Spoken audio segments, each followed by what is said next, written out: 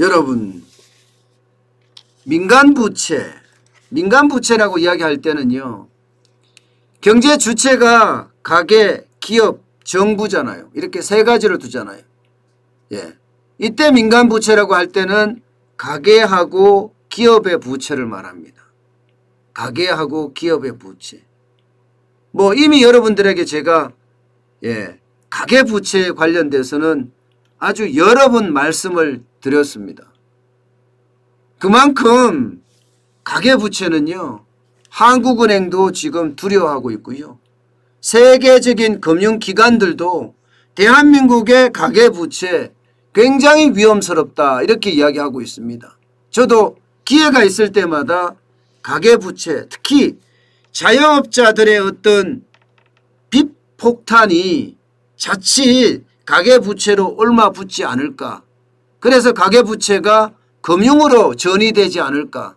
그래서 금융에서 금융 폭발이 일어나지 않을까. 이렇게 제가 계속 말씀을 드렸었습니다. 그런데 실제적으로 금융 전문가들의 조사를 해봤더니 제가 지금까지 이야기한 거하고 다르지 않게 이야기하고 있습니다. 금융 전문가 82명을 대상으로 한국은행 시스템 리스크 서베이를 실시를 했습니다. 올 상반기에. 그랬더니 가계부채가 가장 위험하다. 이게 금융폭발을 일으킬 수 있다 해서 46%입니다. 46%. 지금 그 어느 때보다 위험한 거예요. 이게 50% 넘으면 터진다고 봐야 됩니다. 그 정도로 지금 위험 수치가 많이 올라갔다는 이야기예요. 코로나19의 재확산도 37%로 적지 않습니다. 부동산에 대한 불확실성도 29%로 적지 않습니다. 물론 이 세 개가 가장 우리 경제에 아킬레스건으로 작용을 하면서 금융위기로 발전할 수 있는 아주 위험한 요소이기도 하죠. 아주 위험한 요소이기도.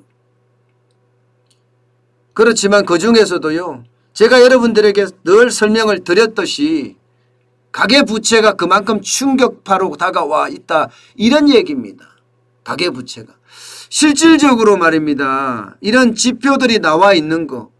그것을 보면 가계부채가 위험스럽다. 위험천만이다. 이렇게 느낄 수가 있습니다. 제가 늘 말씀드렸다시피 1분기가 1765조가 가계부채예요. 근데 증가 속도를 보면 너무 빨라요. 2020년 1분기만 하더라도 72조였던 그 증가액이 2021년 1분기에는 154조입니다. 2배가 넘습니다. 2배가. 가계부채 속도가 그래프를 제가 좀 밋밋하게 그려서 그렇지 이게 만약에 더 가파른 지표를 가지고 오면 완전히 기울기가 장난이 아닐 겁니다. 증가 속도가 그 어느 곳보다가 지금 빠르다는 이야기입니다. 증가 속도가. 여러분, 가계부채의 증가 속도가 빠르다는 건 그만큼 부채가 빨리 쌓인다는 이야기잖아요. 부채가 빨리 쌓인다는 건 여러분 그만큼 충격이 점점 가고 있다는 겁니다. 점점. 이거는 보세요.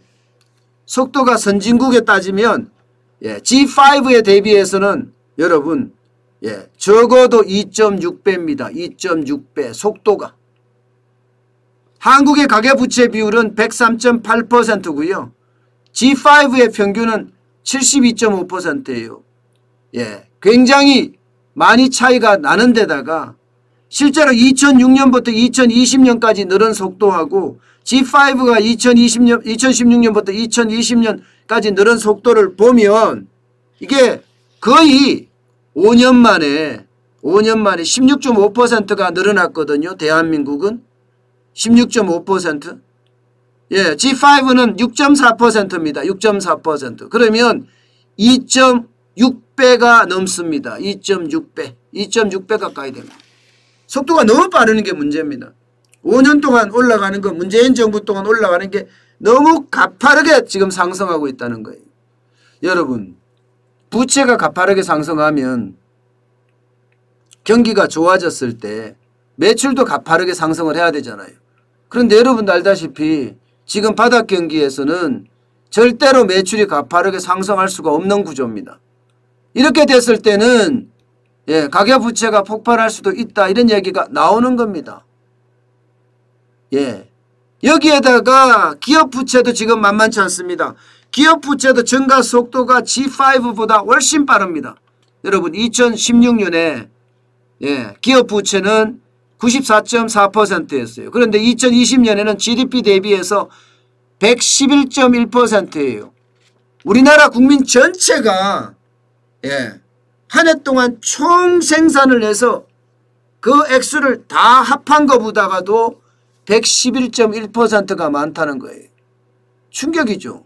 기업도 많고 가게도 많고 이러면 여러분 어떻게 되겠어요? 민간부채 폭발한다는 이야기가 나오는 거예요. G5 기준으로 봐서도요. 기업부채가 2016년에 예, 90%였거든요.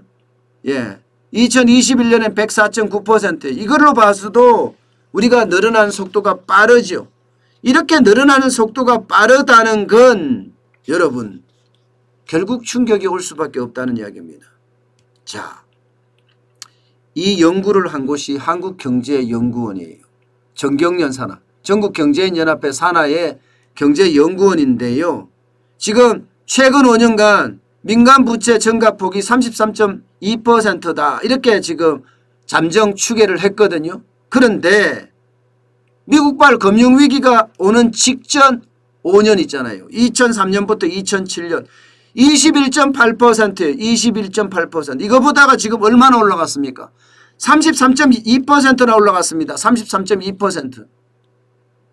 이거보다 21.8%보다가 33.2%까지 올라갔으니 금융위기 이전보다가 부채에 늘어나는 속도가 굉장히 빠르다.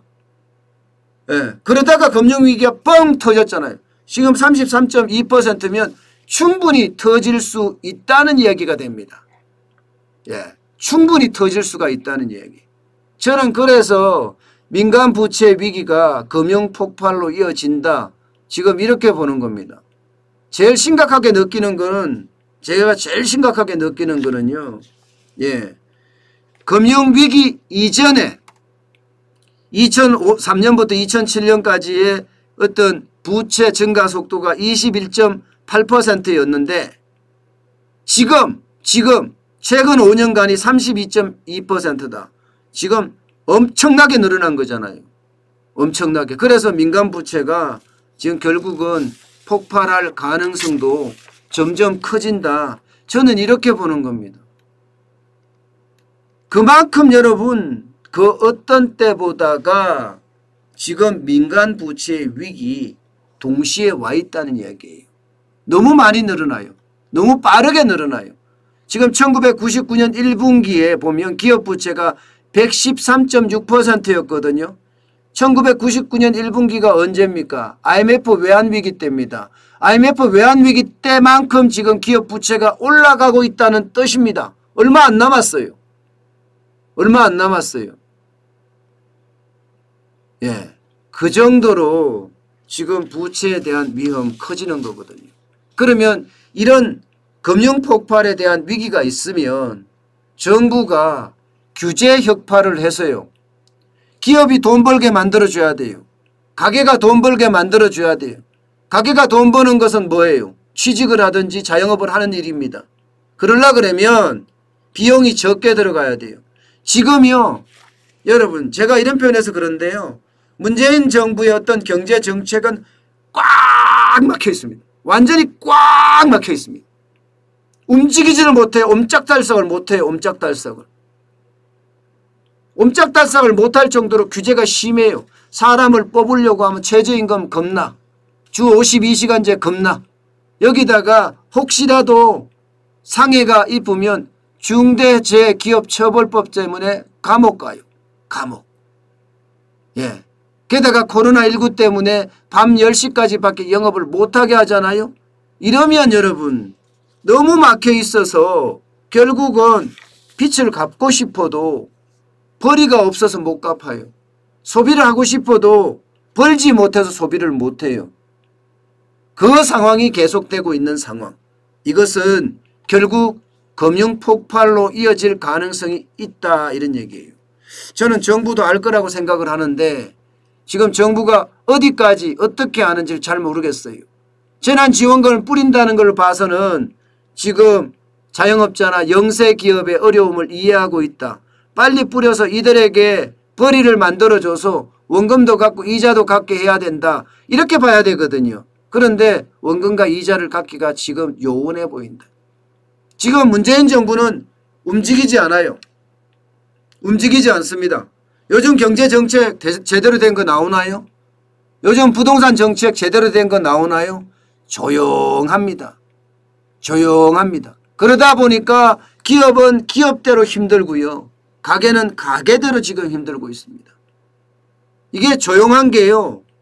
결국 큰 태풍이 오기 전에 고요한 것. 예, 그런 느낌입니다. 그래서 저는 지금 이대로 가서는 안 되는데 왜 정부는 경제에 대해서 왜 버렸나 이런 생각까지 듭니다. 그만큼요. 지금 부채는 금융폭발로 이어진다는 것 이거는 쉽게 짐작할 수가 있습니다.